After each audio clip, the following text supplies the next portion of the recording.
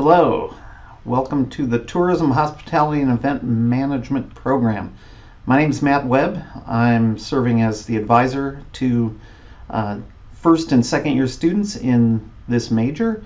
I'm also the Director of Student and Academic Services. The goal of this presentation is to try and keep you fully informed of your program to help you understand what you're supposed to do to hit your target goals. Like you to understand your program. How can you reach your goals and how can advisors help you? Well, what are some of your goals? Do you want to graduate in 4 years? We can help you navigate the path. Our goal is to help you prepare for your dream job out there and get you as well prepared as possible. Develop your graduation plan and design whatever opportunities you want to accomplish while you're a student here, like planning out your internships, any study abroad experiences, etc. We're here to work with you and help students take advantage of all the opportunities BG has to offer. Let's understand who your advisors are. That's me right there. If you see me, say hello. I'm not usually that dressed up. I'm your college office advisor, and again, my name's Matt. I'm your initial contact when you declare the major.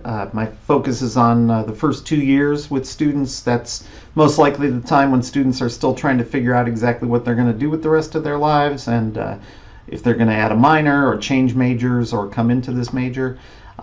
My expertise is I know a little bit about everything at BGSU. Policies, rules, changing majors, adding minors, dropping classes, all that kind of stuff I can help you with. You also have faculty mentors, and those are the faculty members in your program. Their expertise is tourism, hospitality, and event management. They created your curriculum, they're teaching the courses, they're supervising you in your internships. You should get to know these people very well because they will be references for you and help you connect to your network professionally and keep in touch with you after you graduate and move on to even bigger and better things. So we combine our efforts to guide you along the path. In understanding your degree program, I'm going to start with the first piece. You've got BG perspective requirements, what are Gen Ed. You've got major requirements, your internship requirements, and then in this program, students have room for electives or a minor if you desire. Let's start with the BG perspective. That's our general education courses that pertain to every single student here at BGSU. Minimum requirement is 36 credit hours of BGP courses, and the categories come from English composition and oral communication. Actually, writing 1120 will satisfy that. Quantitative literacy, that's a fancy name for math classes. You have to have one. Humanities and the arts, you have to have a couple courses from that category. Social and behavioral sciences, 2 courses required. Natural sciences, again 2 courses, one of which must be a laboratory science. And then you have additional hours from any of the above categories to get up to 36 total credits. In your program, Com 1020 is required. That will count as 3 credits toward your BGPs. Many of you will start with writing 1110, depending on your placement, before you take writing 1120. If you take 1110, that's 3 credit hours toward your BG perspective. I'll point out the kind of sort of hidden requirements for one course that's designated as meeting cultural diversity in the United States and one course that's designated as an international perspective. Those are embedded within the humanities and the arts category and the social and behavioral sciences category. So a couple little sidebars there to plan those into your requirements as you're considering your options. On your check sheet, that's what it looks like. The left side of your check sheet is the BG perspective, and it's spelled out with little lines to fill in. I've put some notes on there for you. Them majors have lots of options. Your program does not have embedded within it requirements for BGP courses, so you have a lot of freedom and flexibility as to courses that you will choose to meet these requirements. I mentioned cultural diversity and the international perspective. And we'll talk for a second about economics. You are not required to take an econ class. You are not required to take intro to marketing. However, a lot of students in this major are interested in a marketing minor or at least taking a few marketing courses on top of the marketing course you get in your major. So economics is a prerequisite to get into the Introduction to Marketing class. If you take economics, it counts as a social and behavioral science BGP. So that's something to consider if you're considering taking a marketing course. The degree audit that is an online form we'll explain at a different time, helps show you all of your options for BGP. So let's talk about the major now. We want to make sure you follow the prerequisites for the classes in your program to stay on track. And in this major, not every class is offered every semester, and not all of the upper level classes in THEM have enough seats to accommodate sophomores or even juniors, so sometimes students just have to wait their turn to get access to their major classes. You'll all be given a prerequisite chart, or we'll publish that online, that will help you understand how to navigate your way through the courses.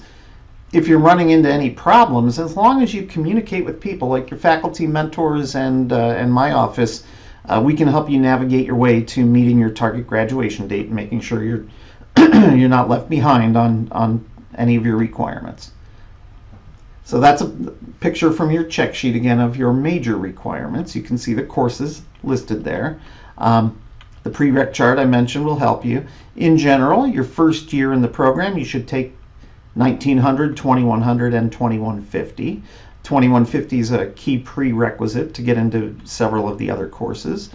3150 is a good class to finish sometime during your sophomore year.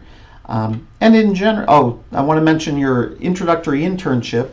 The summertime is a good time for these internships.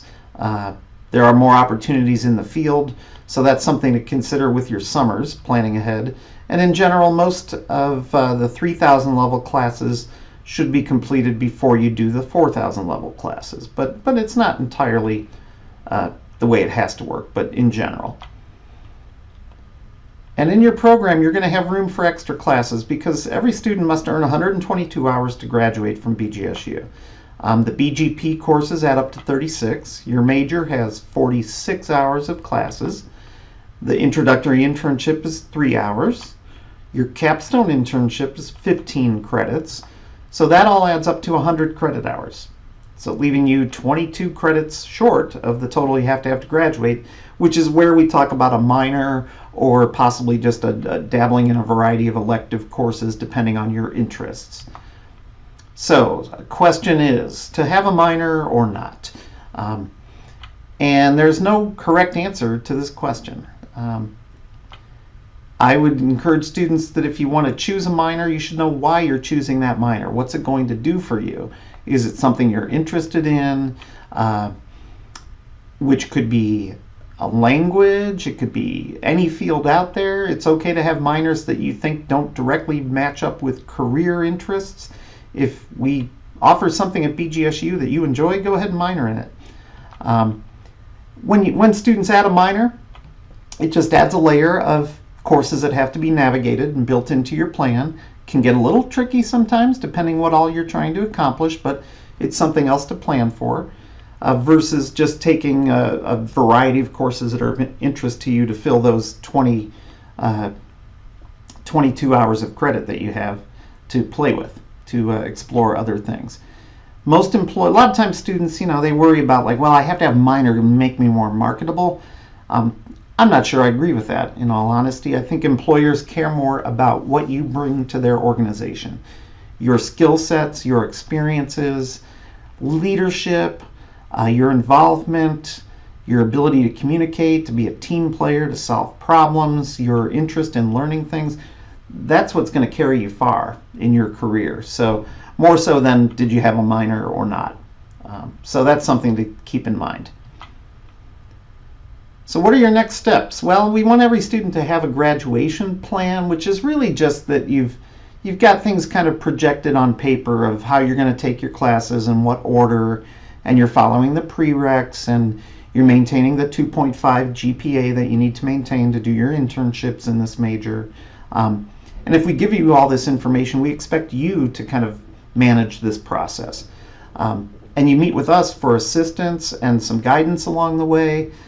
But we don't think it's our job as advisors to tell you what to do. We're trying to give you all the tools so you can figure that out. And then just kind of check things with us once in a while and get to know your faculty members for the guidance for your professional development and your career planning is how it really should work.